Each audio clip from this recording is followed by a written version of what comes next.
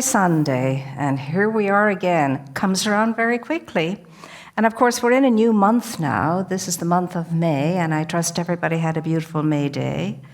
And May is dedicated in our community, in our worldwide spiritual community, soulful living. We're talking about matters of the heart. And when we talk about heart in this context, we are talking about something much greater and bigger than ever one of us might imagine. The heart is a symbol for the whole life of us, the pure life of us, the love, the divine love life of us, the inner life of us, the spiritual life of us. And so we're asked this month to take a soul journey, to take a journey into self. And that's probably the less traveled road ever. I think we can travel here, there, and yon. We can go up, we can go down, we can go over, we can go around. But to go in seems to be the greatest challenge of all. And yet, that's why we're here. To journey back into the center of our being, to journey back into where we belong and where we came from.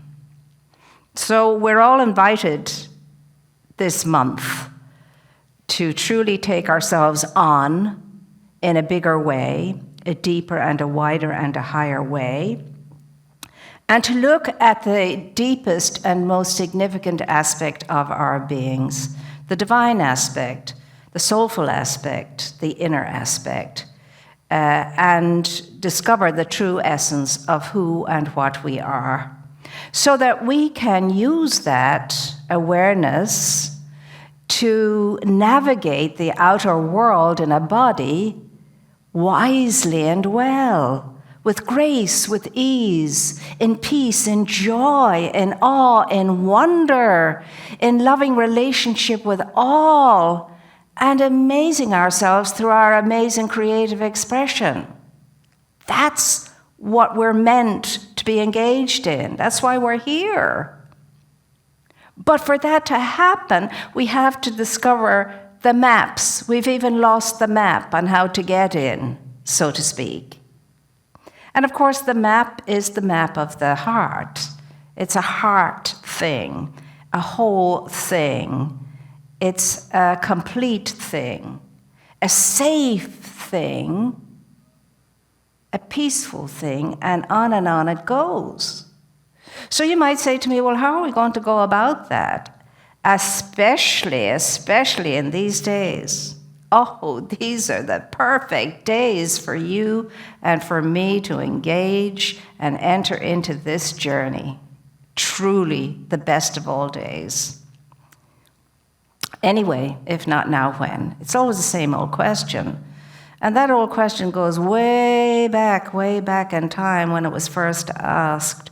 If not now, when? If not who, if not who? If not you, who? We're always going to come back to that.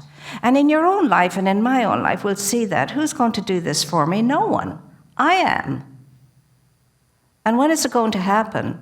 Well, it can never happen tomorrow, and it's never going to happen yesterday. So that leaves today, does it not? And you and myself in it. And the challenge is right here, right now. Exactly as we are. So the first way of going about that, my dear ones, is to ask ourselves the question, how do I identify myself? How does anybody identify themselves? Is the usual thing, if you find yourself somewhere, and nobody knows you, and you're asked, well, who are you? And where did you come from? And what's your name?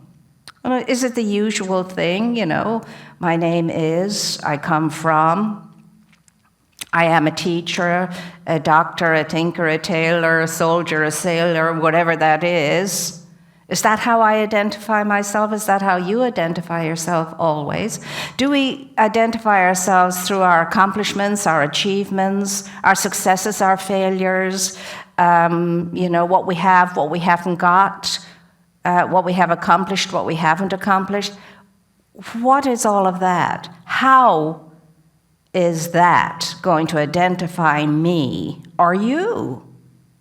Am I going to learn who you really are with that information? I doubt it very much. You're just telling me words. I don't know you. You don't know me. You don't know the essence of me. I don't know the essence of you. So all of that is just blah, blah, blah, blah, blah, Fido, blah, blah, blah, blah, blah, Fido, blah, blah, blah, blah, blah. Unless you're the type of person that is impressed by people's descriptions of themselves. I read somewhere, oh, wouldn't it be lovely if we could all be what we represent ourselves as on Facebook, etc. Do you remember the letters people used to send? Maybe they're still sending them at Christmas about all their accomplishments and achievements during the year. I climbed Mount Everest. My kids got into, this college, that college, the other college. I now part of Mensa. I made it there and so on and so forth. I mean, they always made me laugh. Those kind of ones made me laugh. I loved the ones where, well, Larry got into trouble, but he's okay now. He's doing fine, and he's settled down into his studies and blah, blah, blah. That's real. That's what happens. So anyway, we have to understand ourselves, who we are, before we could ever answer that question. Can you imagine it if somebody, somewhere you were visiting out of this country, or somewhere you're so unfamiliar with, and they're unfamiliar with you, and sometimes when you go abroad, they think that you come from a different planet when you tell them where you come from, depending on where you end up. And you said to them, well, when they said to you, who are you and what's your name? And you said, well, my earth name is John or Jane. And I am a light being. And what you call home for me is an unlimited force of light energy, life energy, and love energy, and I am one of its sparks. And as one of its sparks, I can travel. And in order to travel, I can transform into a body. And that's how I travel. I don the significant body for wherever it is I want to travel, or I'm going to travel. And this is in a state that is timeless and unlimited. Can you imagine what somebody would be saying? Better call the ambulance and get her taken away, or him taken away, because they've really and truly lost it wondrously. And yet, that's as much as an identification of you as it is in the outer world with name and address and credentials. Both of those represent you, those definitions. So what we're focusing on now is the greatness of ourselves, the divinity of ourselves, the unlimitedness of ourselves, the continuum of ourselves, the everlasting soul of ourselves, spirit of ourself, which is not form at all. It's energy. Light energy, life energy, love energy. And you and I are asked this month to have a meander into all of that and see how it fits. I think it's phenomenal that we get to do this. And gone are the days when you get away with excusing yourself and saying, I haven't got the time. Those days are done. You have time like everybody else has time. Same 24 hours is given to every single one, which is an illusion too, of course. But you're in time, I'm in time, we have time, time is ours. It doesn't matter where we are. And it doesn't matter how long the time we have on this plane is, we still have time. Our time is eternal and everlasting. In fact, we live beyond time, but that's time for quantum physics, and we'll go there another time. So, what will the invitation be for you and for me? Will we take the journey? Will we venture in? Wouldn't it be lovely, truly terrific and grateful and grand not to keep identifying ourselves by our conditions, our circumstances, and our situations. These are temporary and sometimes incapacitating things, but they're temporary and they're not who we truly are. They're not you. They're not me in truth. They're circumstances. They're conditions. They're situations. And they have no substance to them. They're not permanent. There's no substance to them. But there is substance to your soul. There is substance to your essence. And if you and I can get in touch with that essence and substance that we are, we can take care very nicely of the circumstances, the conditions, and the situations. Because they are less than, and when you take the more to the less, the more absorbs the less, and they dissipate. This is the great message of metaphysics, of deep, true spirituality across the board in every religion. I love the story, the ancient, very ancient Hindu story about the time when the humanity that lived on this planet knew themselves to be divine. They were known as gods. Everybody was a god. And yet, because it's an unfolding evolutionary thing and form is involved, it was getting to the point where too many of these gods were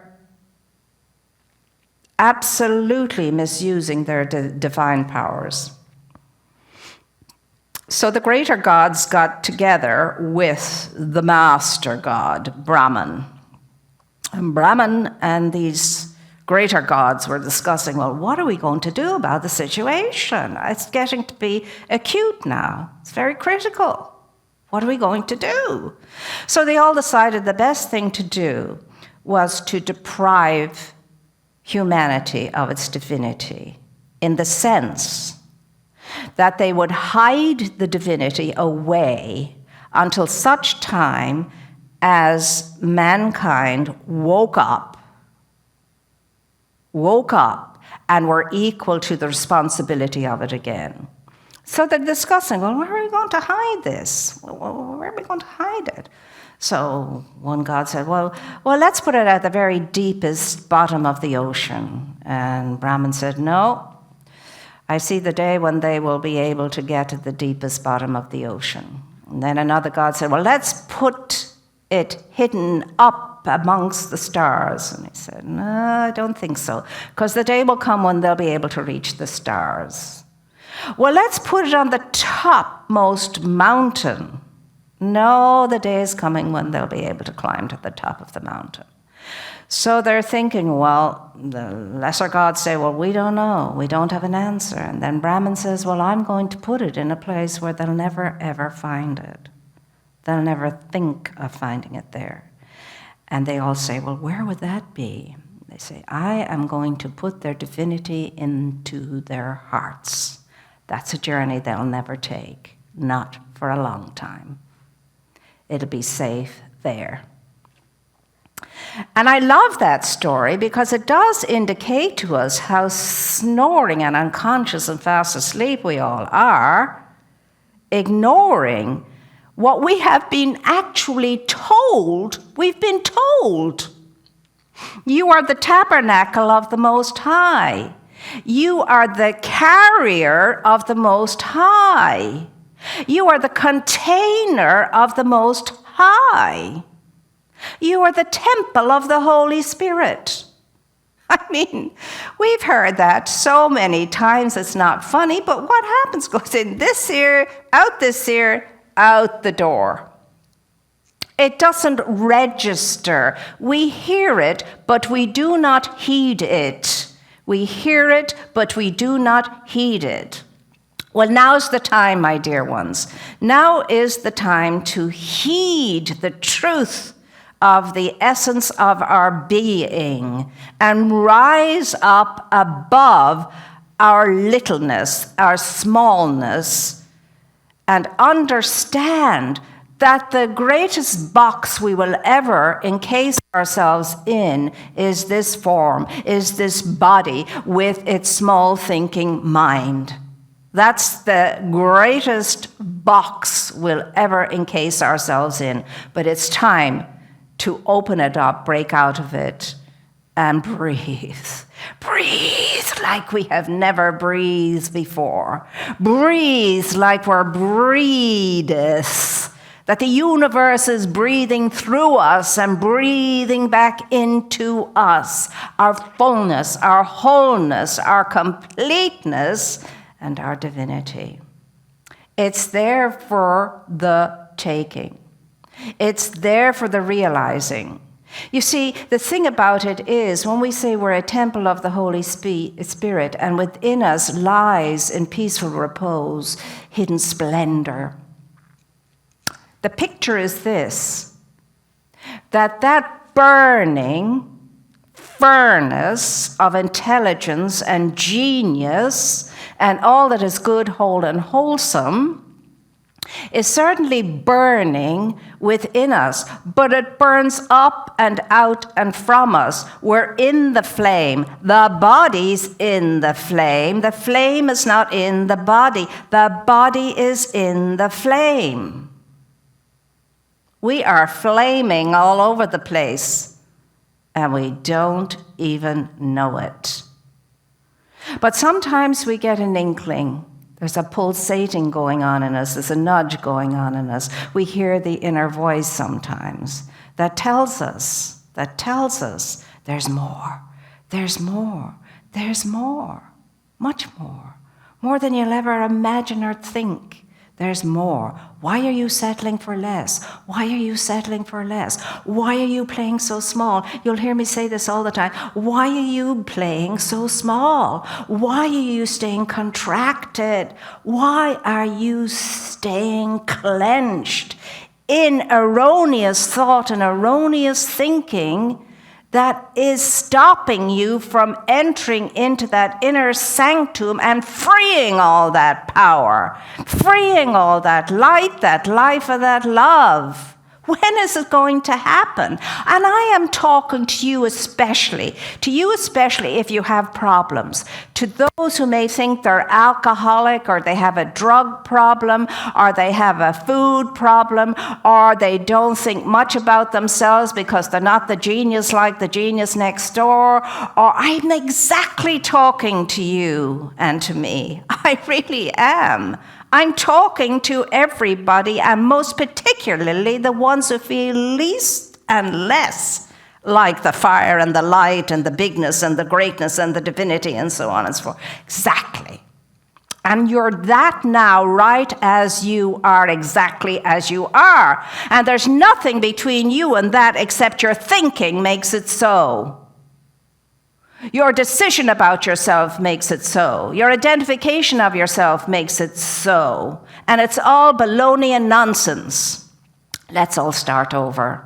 Let's see ourselves as a clean slate, a pure white light page upon which we can write whatever identity we so desire to write upon that page. Turn it into a great book of life and light and love and peace and beauty and power. Get in touch with the beauty and the grace of ourselves and fill ourselves with that wonder, that awe.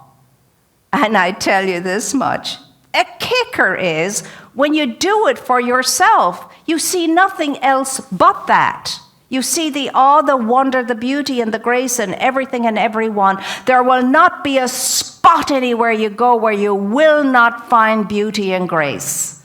No matter what it looks like, you will find the beauty and the grace within it because you have found it within yourself. And you can only find who and what you are. You can only see who and what you are. You can only bring to yourself who and what you are. Oh, it's all open. It's all open. The field is clear, and it's waiting for you to get out and play, and play, and play. It's all about awe, wonder, and play. I read recently that children measure by sounds and sights and colors and are not under the tyranny of the clock. They're in the moment, they're in awe, they're in wonder, and they see beyond the appearance. And they can discover a loveliness where we can't see it. Let's be children again in the best possible way. Let's be childlike again, not childish anymore. We're too well able to be childish, God knows. But, it awaits you. What? Your life as it is meant to be lived splendidly, and it has nothing to do with stuff and things. Nothing. Stuff and things. All of the folk out there who have tons of stuff and things, you know what I'm talking about. That's not what does it. There's still the emptiness until the mourners comes in, and that cannot come to you. It has to come from you and through you. Oh, what a great good thing to know, my dear ones, and we know it now. No more excuses. No more excuses. Can we explain this? No. Fools try to explain it, but wise people never try, a line of a song goes. So, it's up to you, my dear ones. I think that every single one of us now can get up out of our inertia and our lethargy and our small thinking and feeling of ourselves and be all that we can be, because guess what? The world needs you and me to do that now more than ever before. And we can, because each one of us is a point of life and light and love and power through which the infinite expresses itself in all of its radiant magnificence if you and I allow ourselves to be its outlet. So if it's going to be, my dear ones, it's up to you and it's up to me, and so it is.